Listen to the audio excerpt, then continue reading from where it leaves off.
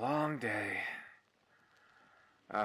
Today's December 11th, 2161.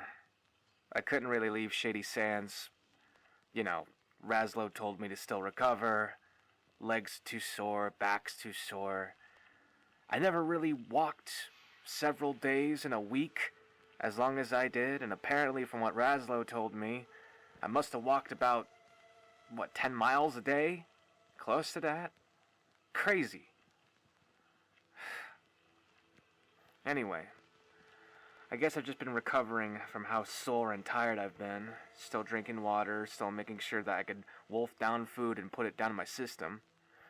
A lot of it was mostly just been a diet of, well water and maize. They had coffee, but you can't really call what I drank this morning that. I mean, it was pre-war packaged coffee beans from God knows how many centuries. Basically tasted like oil. I was at least able to take a couple detours around town, at least to the town hall, what they crudely called that bigger building made of sandstone. It all just kind of looked the same, to be honest.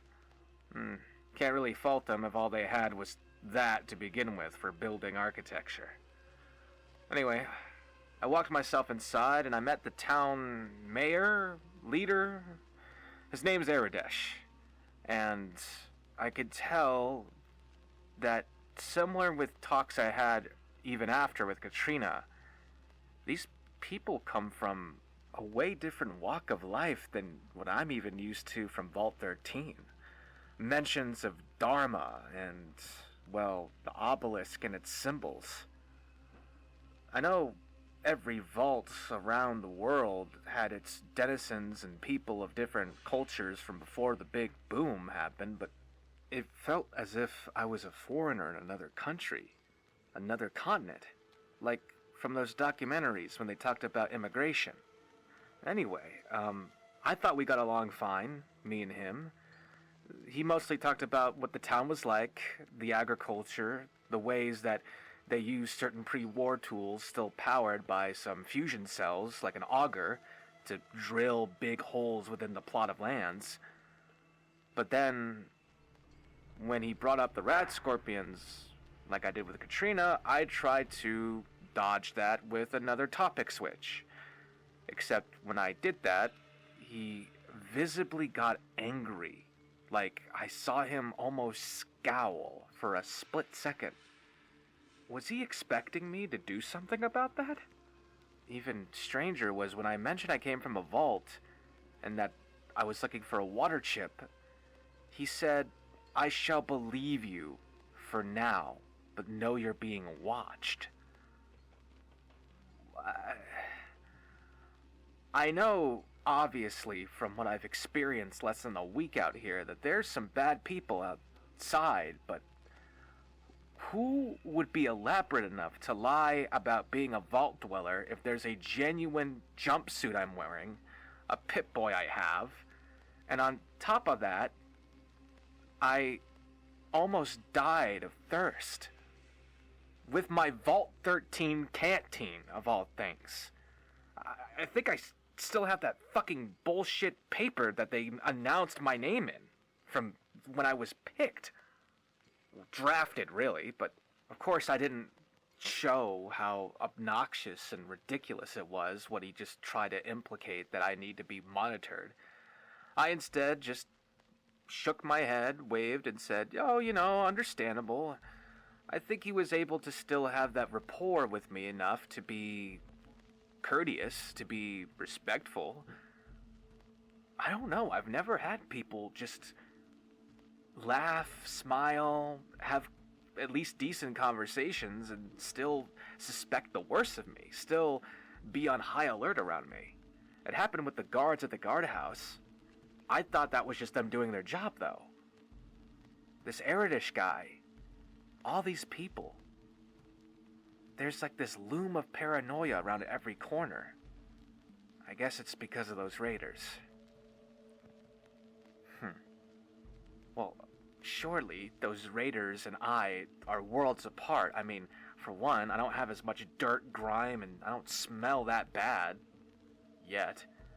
Which, that reminds me, I tried to actually go bathe myself in one of their outhouses. They had this weird thing where there was both a bathroom and a bathtub, but that tub was just ugly, yellow, stained. It wasn't really ever cleaned, and it obviously didn't work. There was no actual electricity or water system in it. They used buckets to fill the fucking tub. And it's buckets of, well water.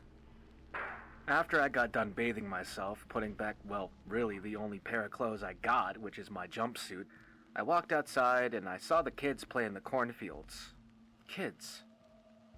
I obviously know that if there's a settlement, there's going to be children, and there's going to be people wanting to have kids, but there's this nagging thought I never believed I would have. Why would anybody want kids in a world like this? Almost as if on cue, on my way back to the guardhouse, there was this teenage girl that stopped me in the middle of my dirt road there. She had this tomboyish-like hair with just this simple button-up white shirt, and when she greeted herself immersed with the fact that I was an outsider and that, in her words, I must have explored the world outside. Obviously, I corrected her pretty quickly about my inexperience, even pointed to the big 13 on my back to insinuate where I actually come from. It's almost like she didn't really understand what I was saying, as she just kind of rolled over and asked me if I thought this town was boring like she did.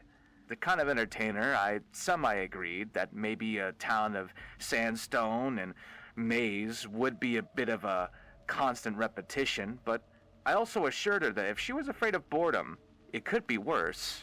She could be from a vault. Her face lit up with a big ol' smile, saying finally someone gets it, and I immediately realized what was happening. She wanted me to regale her in stories of the outside and ways that she could relate to wanting to leave, and realizing quickly that she was Aradesh's daughter, I shot that down immediately. I did, however, joke, at least attempted to joke, that if you didn't like it so much, why didn't you leave? And she at least came with a sensible conclusion from the joke, not realizing that was the case, by saying that Aradesh, her father, would have had a heart attack, and that her father was just simply trying to give her a life that he didn't have. Almost as if she was contemplating with herself in the middle of the dirt road, I just walked right around her, going back to the guardhouse before I did anything that would piss off her mayor of a dad. At least I did some community service in persuading his daughter to not risk her life, I think.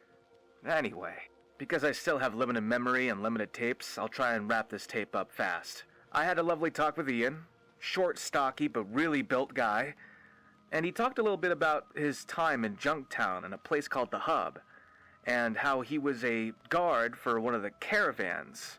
When I asked what a caravan was, he asked me, well, do you know what a Brahmin looks like? And that was when I realized I actually haven't ventured far into the town yet to look at the Brahmin. He took me out in the night stroll to see them, and you'll never believe me, whoever reads these tapes, what I saw. Two-headed fucking cows. How and why would they mutate to such a degree? Ian was almost chuckling at me with how shocked I was at the sight of these things. He slapped my back and told me, yep, figured that's exactly how a vault dweller would react. He also, with a bow on top, said, welcome to the wasteland. There's far worse things you're gonna see that will blow your mind than that. Again, fuck you, Jackerin.